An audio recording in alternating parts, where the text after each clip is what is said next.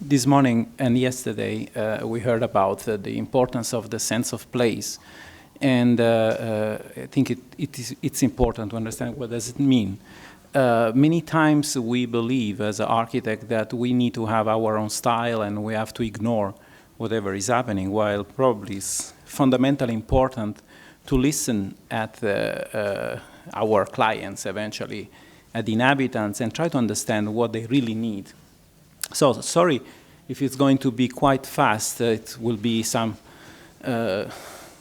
history of architecture in 2 minutes, which probably belongs to Monty Python, I don't know. But I think it's important to have an honest reading of the whole history, because there is a great misunderstanding thinking that everything is starting with the Renaissance, while probably we have to step back and try to understand what happened in the so-called period of the comuni, the communal period immediately after the feudal period in Middle Ages, when it was conceived, the idea of the city.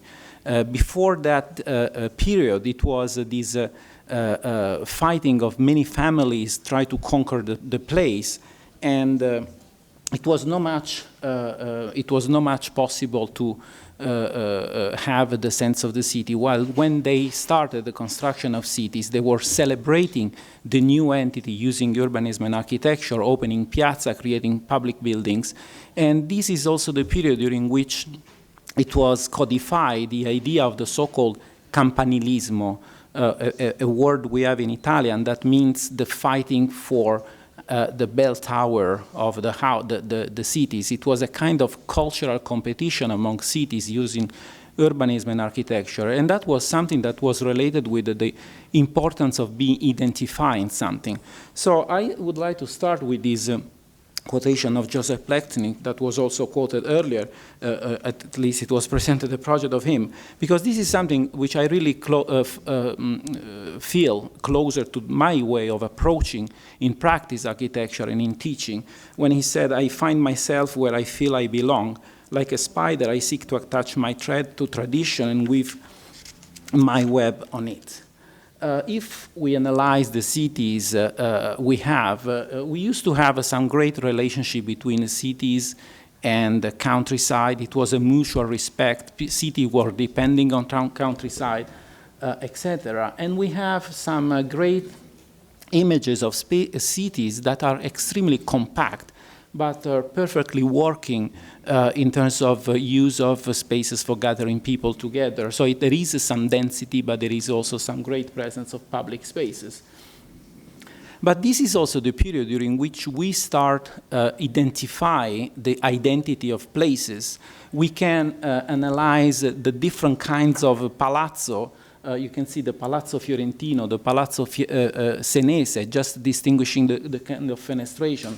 But we have the Palazzo Romano, we have the Palazzo Bolognese, we have the Palazzo Vicentino before Palladio, or the Palazzo Veneziano, the Palazzo Napoletano, Palazzo Palermitano, so Catanese, Viterbese. So within one country, there are millions of different kinds of identities. We have to understand how we can respect these kind of identities. We can be modern, but this doesn't mean that we have to ignore what is preceding our presence on this planet, because until the beginning of the 20th century, it was a great continuity. It was the possibility of adding new pieces to a carpet that was already there, and these new pieces were not disturbing that kind of carpet.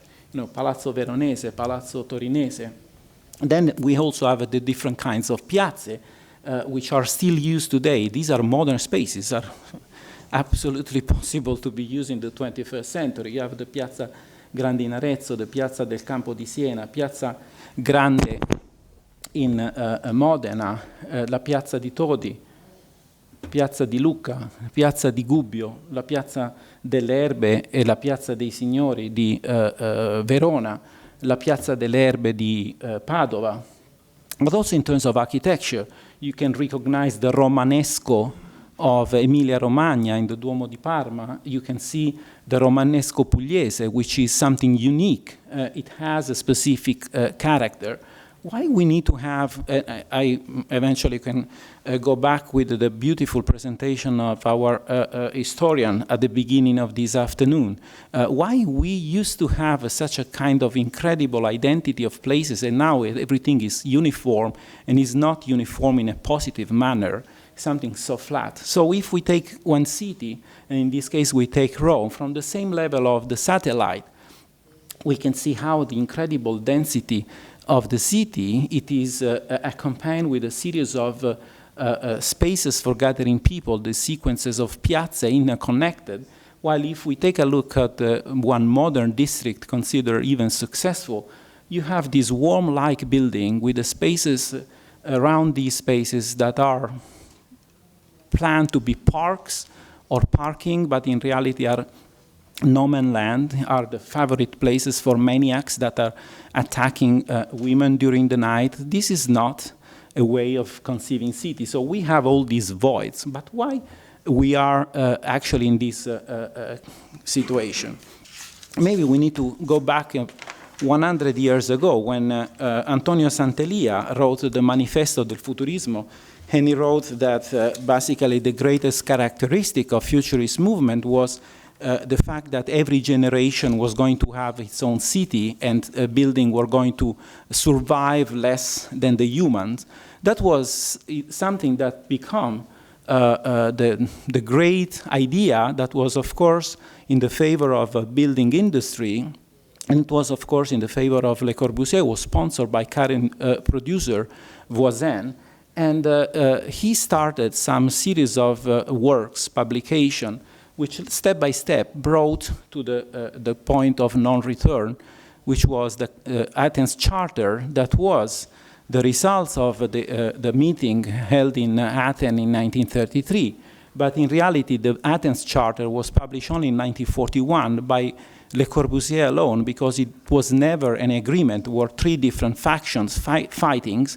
Unfortunately, I cannot go too far with this presentation, but there is a paper I wrote which is available online on academia.edu, where you can read even letters written by Le Corbusier to Gideon and vice versa, where they were fighting because it was not a disagreement. But unfortunately, the Athens Charter becomes a kind of document that was unanimously taken as the model for cities. Italy was one of the earliest countries that translated that specific document into a law which is still valid today, which is the Legge Urbanistica 1150 of 1942. What was the way the CIAM was organized? They took 33 cities to be destroyed, basically, 33 historical cities to be analyzed according to the master plan of Amsterdam that was based on the idea of the zoning. And of course, it was not possible to recognize any sign of the zoning in the historical city because it were multifunctional. So they decided, okay, these are wrong. But on that meeting, it was some person present, which was not an architect, was Ferdinand Léger, who did some incredible speech as a warning to these people. And I'd like to quote this because I think it was one of the greatest messages that unfortunately was not taken in consideration. He said, "I think that your heroic epoch has ended. The clearing up effort is over. Stop because you are going over the limit. An elite group has followed your heroic epoch. That is normal. You have built state-of-the-art houses for people. Instead, you want the ideas to spread, the term urban planning to overshadow the aesthetic problem. Town planning is social. You have entered in a brand new field where your pure and radical solution will have to fight. Abandon this elegant and condescending minority. The small average man, the city dweller, in other words, is dizzy.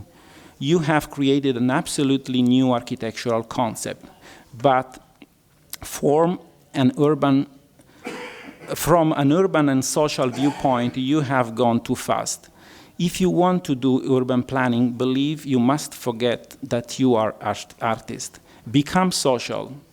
There is a scheme between your aesthetic conception accepted by a minority and your urban vision that is trouble everywhere because the masses do not understand it. You should have looked behind you. you would have seen that you have no followers. It is necessary that men like you carefully observe the men behind you and those at your side and who expect something. Put your map's plan back in your pockets, walk down in the street, listen them to breathe, make contact, lose yourself in the raw material, and walk in there dirty and dust. Unfortunately, this was not taken in consideration, and what we have is that we have these kind of cities today, wherever we go on this planet. We have this kind of building which are totally killing the sense of belonging. And this is something I define criminogenic architecture that destroy local identities. The result is that suburbs are actually like powder cakes, where the bitterness of the inhabitants is constantly growing, waiting to explode. Often, its blast involves the rest of the city, and it's too late to repair the social economic damage of this blind policy. Maybe you remember very well what happened in 2005 in France, but it's not something that is limited in France, because we have very similar situation in Montreal, in England, in Italy. So this is something that is always happening, while probably we have to go back again in time and learn from the events of Testaccio district at the very beginning of the 20th century, where we have probably the unique example of a participatory program that was made by a proto-sociologist called Domenico Rano, who moved to the district Testaccio and lived for 5 years, trying to understand what were the problems of this place.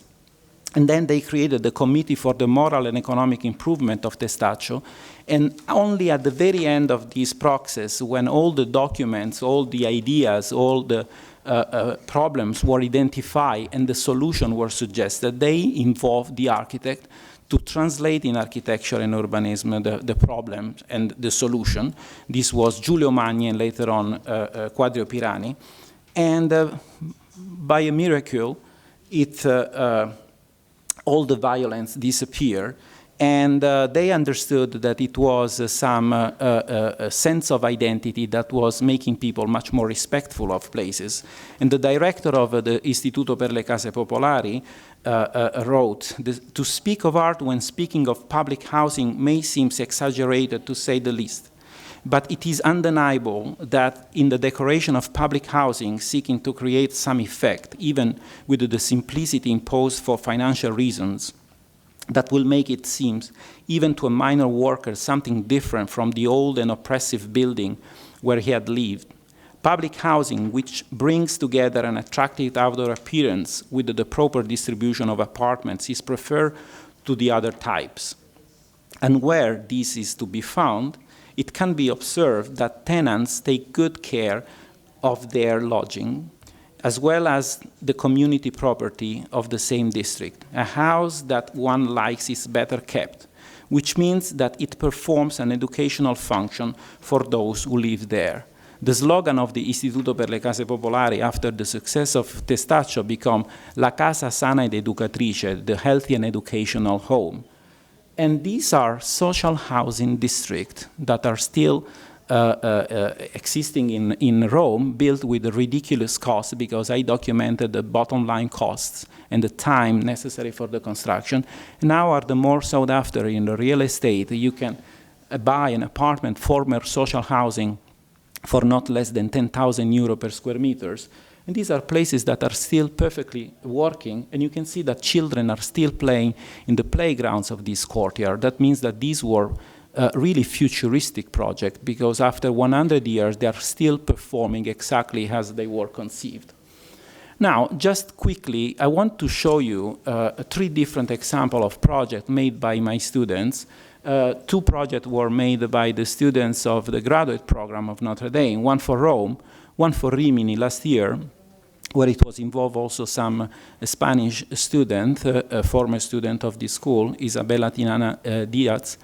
And the last one is a project made by my undergrad students for the city of Brandevort. I think it's important because these are showing you 3 projects for 3 different places, and are showing that these are not projects where you're going to recognize a style, or a style like the one of the professor. I have no style. I like to be mimetic. I like to respect the places, and this is the way we are teaching. The way I'm teaching is I'm teaching a methodology to approach a project for whatever kind of place. So the first project was for the former abandoned military barrack in the district Appio in Rome. There is this big void, which actually is one of the subject of the project of speculation going on in Rome. And this was the proposal made by my student for urbanizing. I'm going to show you a few drawings of this project because there are too many. This is a view from another side, and this is the proposal. Of course, we save many of the buildings that are there. This is the master plan where you can see the whole structure. It's a city which has no spaces for collecting people, gathering people together. We propose a series of piazzas to solve the problems of those missing spaces. And these are drawings that are showing an urban sequences walking through the project. This is another sequence walking through the project. They were working with the typical architecture of social housing district of these at the beginning of the 20th century that were not only social housing because they were planning projects for mixed social and also for mix of functions. And that was also making zero-cost social housing because with the money they were taking from the houses for sale, they were covering the cost for the construction of social housing. The other project is this one we have done last year for Rimini to repair some big void that is cutting within 2 parts the historical center of Rimini from the beach of Rimini, which is one of the most popular on the Adriatic coast. What we do is generally to go visit the site, draw some pattern language, some abaco, of the typical element of local architecture. Of course, all these projects are participated with the local people that are bringing their ideas, their needs, their suggestions. And then there is this way of documenting typical element of local architecture. And then they made the proposal to add a series of piazze. Actually, there are piazze only in the historical center. All the rest is just a series of scattered city with no spaces for humans, no park, no parking, no piazze, nothing more. So they created a series of spaces, and we also solved the problem, proposed to solve the problem of the underpassage of the railway station, which is really scaring. Yes, I'm running. So these are sections, again, the sequence of the different piazze we have proposed. And then I want to show you this last project because I think it's a very emblematic project. It's a project I was invited by Rob Creer. He came and asked, come to my head because he did this project for Brandevort in Holland where the idea was to involve local architects to make traditional architecture. But then they were desperate, and so look at the details of this pseudo-classical traditional architecture with the negation of the corner. So my students were having fun creating some system for supporting that corner. So everything was a fake, and it was a disaster. So what we've done was to visit the Brabantine region, draw the catalog of the local lexicon of that specific region, and translate these study on the 2 blocks they gave us. We design a series of blocks. We draw these 2 blocks, 84 houses. This is an abaco we proposed for different solutions. And the interesting thing is that when we presented the project, they fell in love with the project. All the houses were sold out and built up. And now the city of Brandevort is proceeding using the drawings, the projects of these third-year students of the University of Notre Dame as a template to go forward. And the abaco, the pattern language we have produced, is actually the one they are using for finishing this city that was no longer that interesting for the real estate. Thank you.